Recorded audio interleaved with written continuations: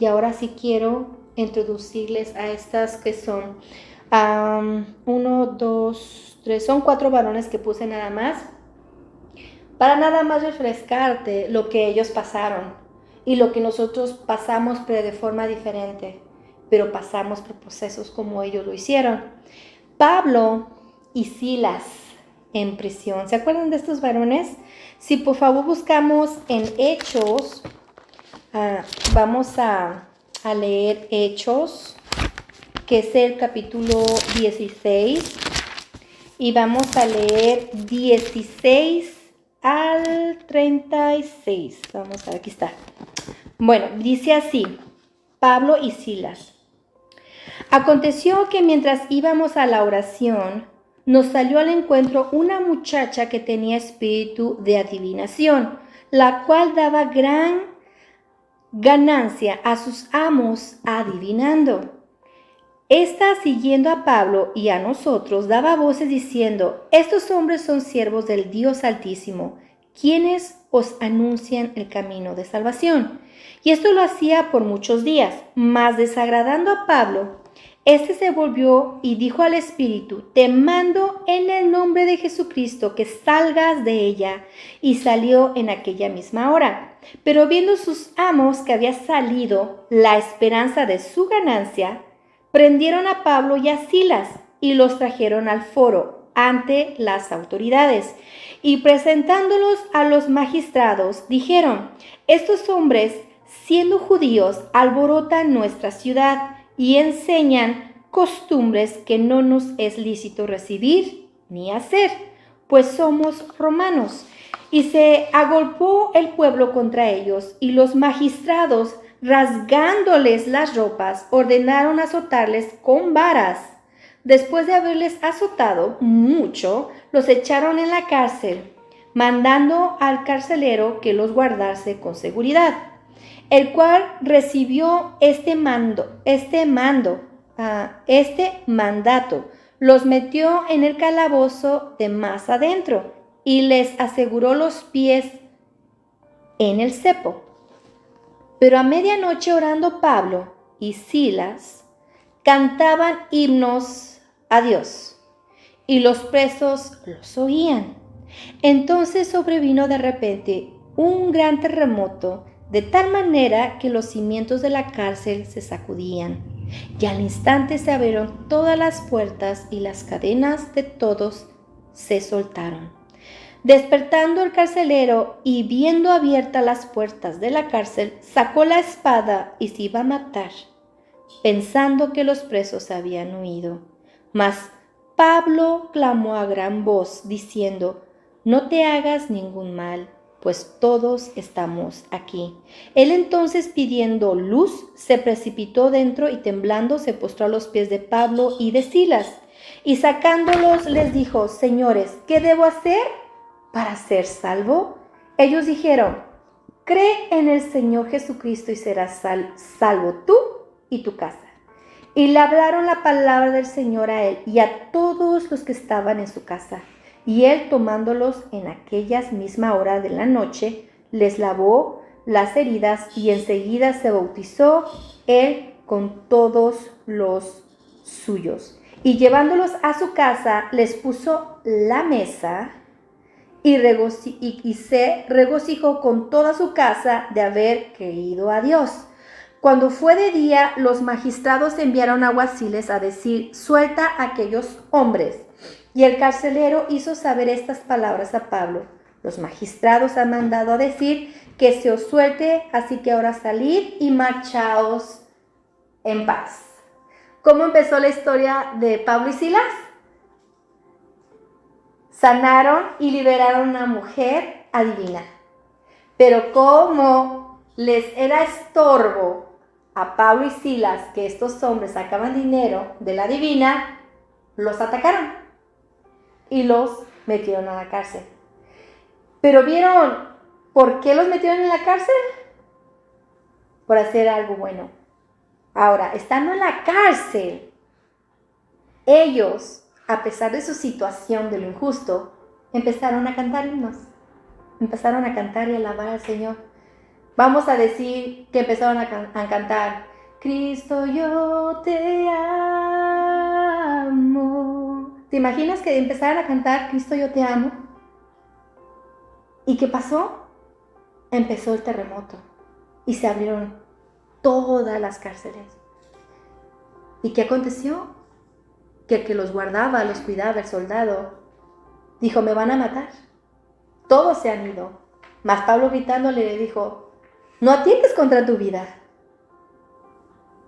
Y este varón pudo contemplar la mano de Dios y dijo a Pablo, ¿cómo puedo ser salvo? Y Pablo le dijo, aceptando a Jesús como tu único Dios y Salvador. Y lo aceptó. Y fue salvo no solo él, sino toda su casa.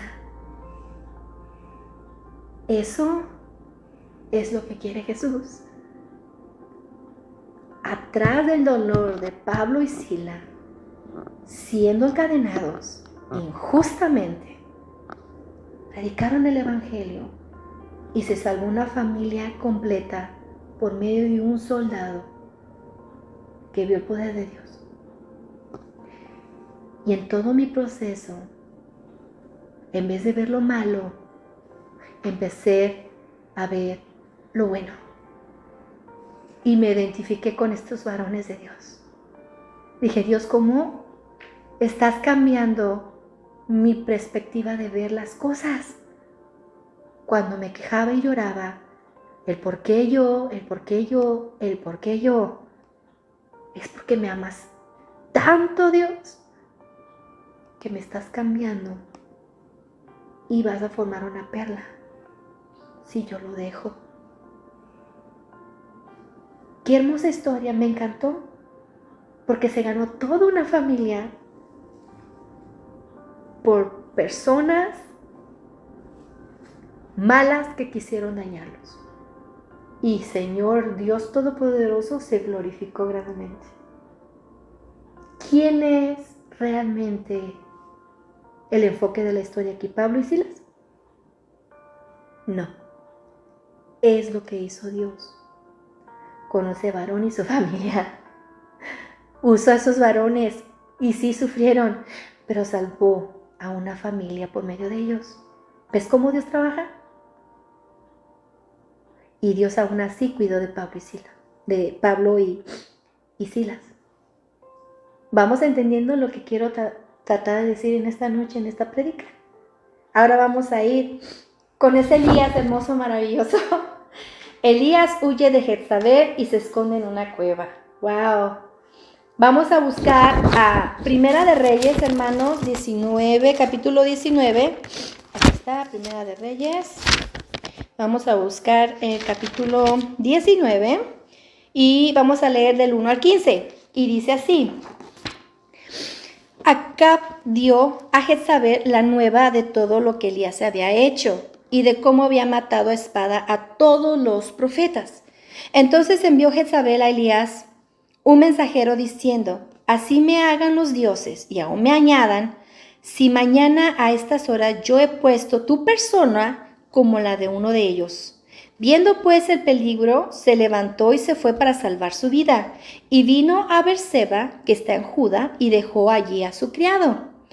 Y él se fue por el desierto un día de camino, y vino y se sentó debajo de un enebro, y deseando morirse, dijo, basta ya, oh Jehová, quítame la vida, pues no soy yo mejor que mis padres. Y echándose debajo del enebro, se quedó dormido, y he aquí, luego un ángel le tocó y le dijo, levántate y come. Entonces él miró, y he aquí a su cabecera una torta cocida sobre las ascuas y una vasija de agua, y comió y bebió y volvió a dormirse.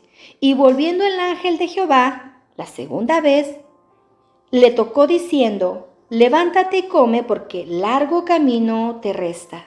Se levantó pues y comió y bebió, y fortalecido con aquella comida, caminó 40 días y 40 noches hasta Horeb, el monte de Dios, y allí se metió en una cueva donde pasó la noche, y vino a él palabra de Jehová, el cual le dijo, ¿qué haces aquí, Elías? Él respondió, he sentido un vivo celo por Jehová, Dios de los ejércitos, porque los hijos de Israel han dejado tu pacto, han derribado tus altares y han matado a espada a tus profetas, y solo yo he quedado y me buscan para quitarme la vida. Él le dijo, sal fuera y ponte en el monte delante de Jehová. Y he aquí Jehová que pasaba, y un grande y poderoso viento que rompía los montes y quebraba las peñas delante de Jehová, pero Jehová no estaba en el viento, y tras el viento un terremoto, pero Jehová no estaba en el terremoto. Y tras el terremoto un fuego, pero Jehová no estaba en el fuego, y tras el fuego un silbo apacible y delicado. Y cuando lo oyó Elías, cubrió su rostro con su manto y salió y se puso a la puerta de la cueva. Y ella que vino a él una voz diciendo, ¿qué haces aquí, Elías?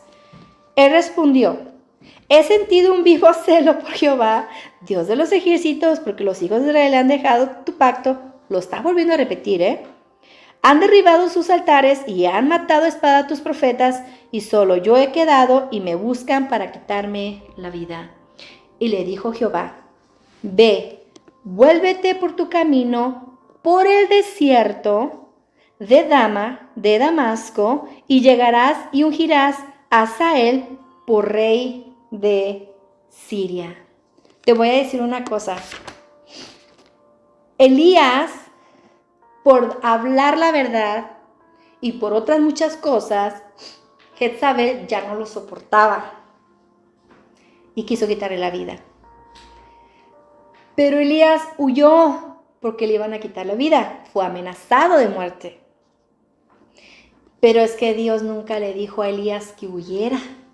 Nunca le dijo que se fuera. Nunca le dijo que se escondiera. Nunca le dijo vete a la cueva y ahí quédate hasta que salga el peligro. Jamás le dijo nuestro Dios eso a Elías. Mas sin embargo, Elías, si pusiste atención, Dios lo alimentó. Y aún así no retomaba fuerzas. Estaba tan abatido, tan desanimado, tan desalientado, que se encuevó y no quería salir.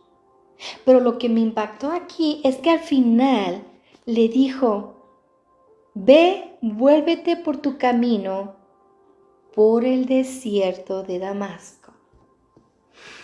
Mira, a veces no queremos, de alguna forma somos obligados a pasar por el desierto. Y vamos a pasar por muchas cosas que no nos gustan. Y te lo digo yo que digo, Dios, pero ya estoy comprendiendo y estoy entendiendo el amor de mi Padre hacia mi persona, que me está cambiando, me está transformando, me está renovando mi mente, me está renovando mi forma de ver la vida que tengo, como dijo una vez Pablo. Estoy conforme teniéndolo todo y conforme no teniendo nada.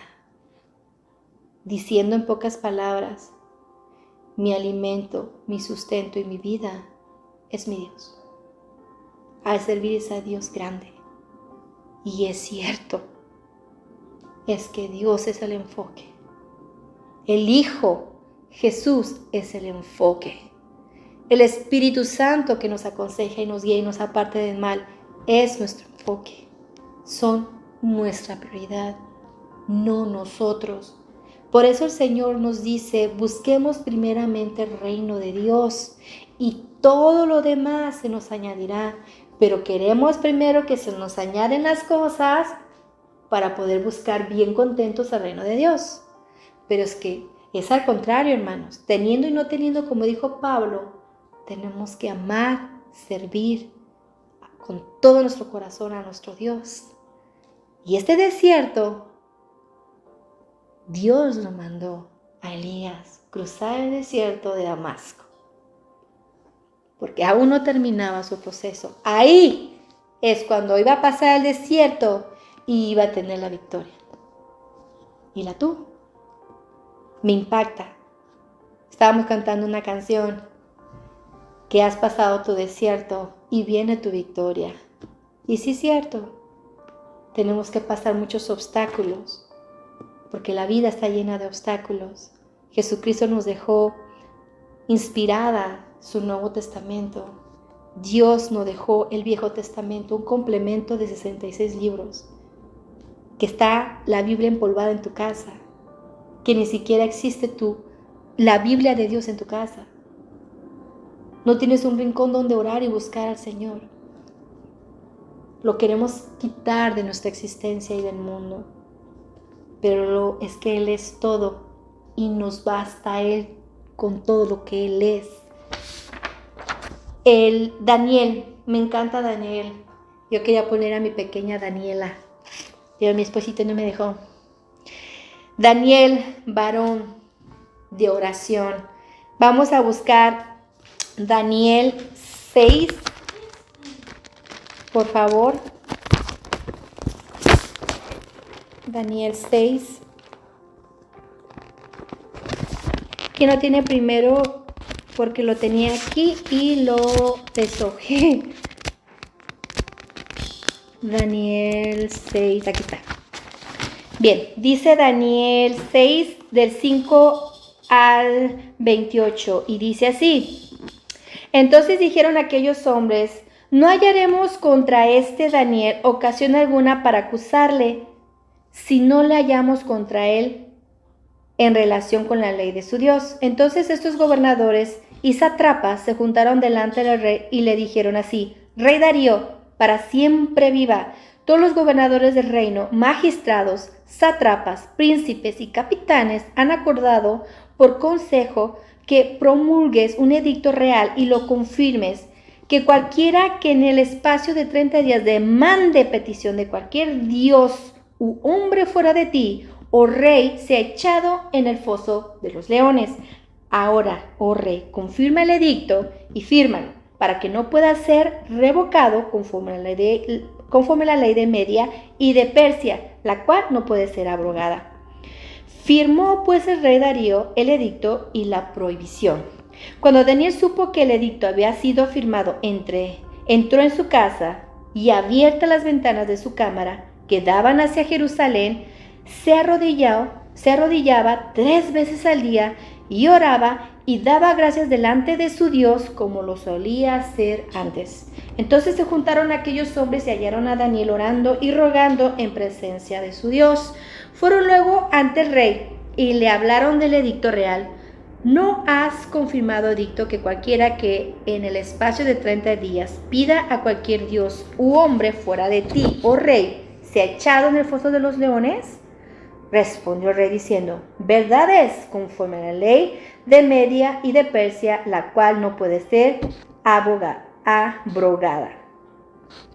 Entonces respondiendo y dijeron delante del rey Daniel: ¿qué es de los hijos de los cautivos de Judá? No te respeta a ti, oh rey, ni acata el edicto que confirmaste, sino que 3 veces al día hace su petición. Cuando el rey oyó el asunto, le pesó en gran manera y resolvió librar a Daniel, y hasta la puesta del sol trabajó para librarle. Pero aquellos hombres rodearon al rey y le dijeron: sepas, oh rey, que es ley de Media y de Persia que ningún edicto u ordenanza que reconfirme puede ser abrogado.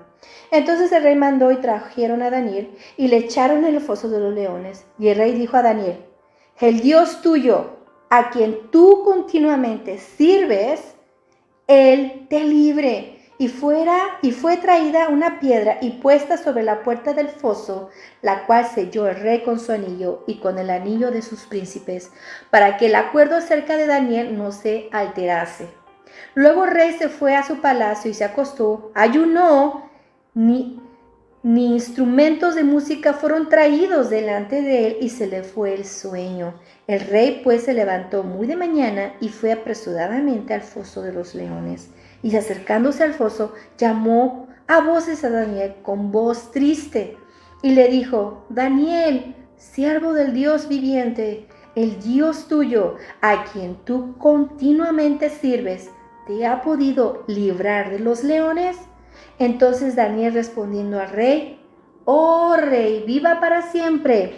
Mi Dios envió su ángel, el cual cerró la boca de los leones para que no me hiciesen daño, porque ante él fui hallado inocente, y aún delante de ti, oh rey, yo no he hecho nada malo.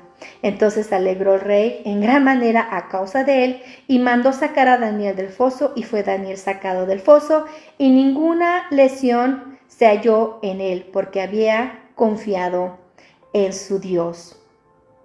Y dio orden al rey, y fueron traídos aquellos hombres que habían acusado a Daniel, y fueron echados en el foso de los leones, ellos, sus hijos y sus mujeres, y aún no habían llegado al fondo del foso cuando los leones se apoderaron de ellos y quebraron todos sus huesos. Entonces el rey Darío escribió a todos los pueblos, naciones y lenguas que habitan en toda la tierra: paz os sea multiplicada. De parte mía es puesta esta ordenanza, que en todo el dominio de mi reino todos teman y tiemblen ante la presencia del Dios de Daniel, porque Él es el Dios viviente y permanece por todos los siglos, y su reino no será jamás destruido, y su dominio perdurará hasta el fin.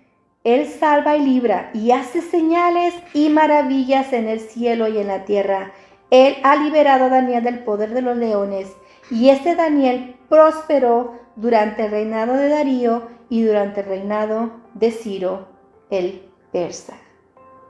El mismísimo rey glorificó y enalteció el nombre de Dios por medio de Daniel.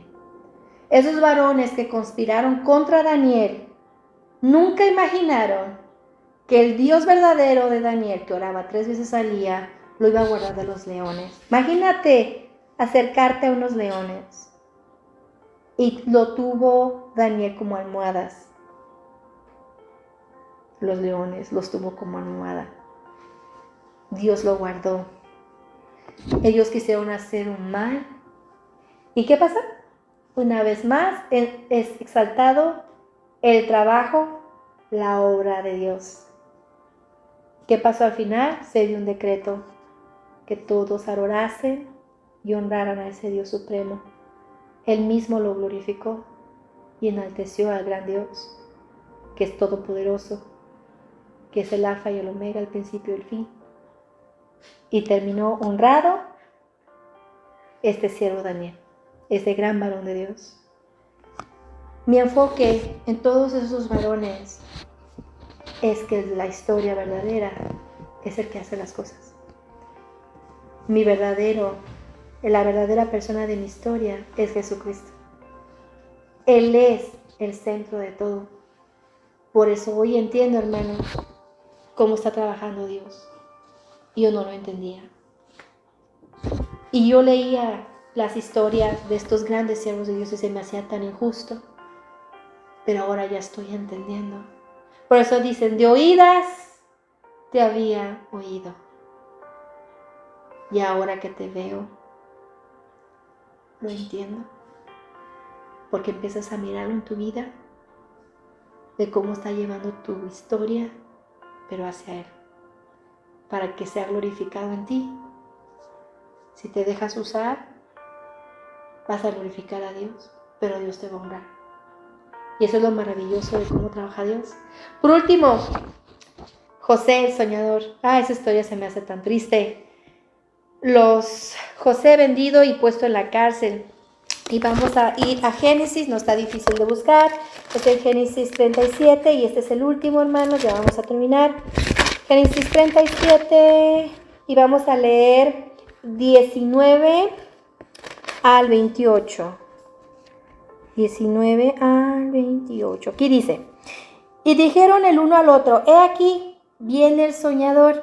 Ahora pues venid y matémosle y echémosle en una cisterna y diremos, alguna mala bestia lo devoró y veremos qué será de sus sueños. Cuando Rubén oyó esto, lo libró de sus manos y dijo, no lo matemos. Y les dijo Rubén, no derraméis sangre, echadlo en esta cisterna que está en el desierto, y no pongas mano en él, por liberarlo así de sus manos, para hacerlo volver a su padre.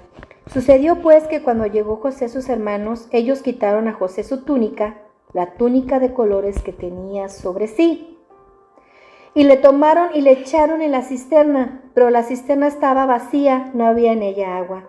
Y se sentaron a comer pan, y alzando los ojos miraron, y he aquí una compañía de ismaelitas que venía de Galaad, y sus camellos traían aromas, bálsamo y mirra, e iban a llevarlo a Egipto. Entonces Judá dijo a sus hermanos: ¿qué provecho hay en que matemos a nuestro hermano y cubramos su muerte? Venid y vendámosle a los ismaelitas, y no sea nuestra mano sobre él, porque él es nuestro hermano, nuestra propia carne. Y sus hermanos convinieron con él. Y cuando pasaban los madianitas mercaderes, sacaron ellos a José de la cisterna y le trajeron arriba, y le vendieron a los ismaelitas por 20 piezas de plata, y llevaron a José a Egipto. Y ahí mismo en Génesis, pero capítulo 39, sigue la historia, y ahí vamos a leer del 1 al 4, y dice así: llevado pues José a Egipto, Potifar, oficial de Faraón, capitán de la guardia, varón egipcio, lo compró de los ismaelitas que lo había llevado allá. Mas Jehová estaba con José, y fue varón próspero, y estaba en la casa de su amo, el egipcio. Y vio su amo que Jehová estaba con él, y que todo lo que él hacía, Jehová lo hacía prosperar en su mano.